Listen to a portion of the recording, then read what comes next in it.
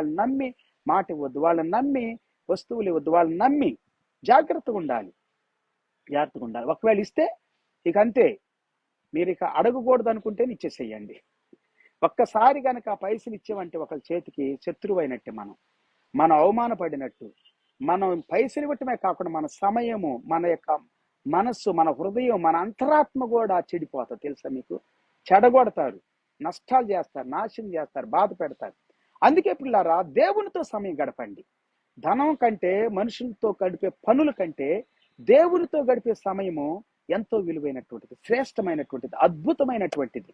దేవుడు గొప్ప కార్యాలు మీ జీవితంలో చేస్తాడు, అద్భుతమైన కార్యాలు చేస్తాడు. యవనస్తులు దేవునితో ఎక్కువ గడపండి. నా 16 సంవత్సరాల వయసులో నేను ప్రభువుని నమ్ముకున్నా. నాటి నుండి మోకరించడం ప్రారంభించారు. నేటికి కూడా ప్రభువుతో వ్యక్తిగతంగా నేను సమయాన్ని ఎత్తుకుంటాను. ఎవ్వరు లేకుండా నేను ఎక్కువ వ్యక్తిగతంగా సమయాన్ని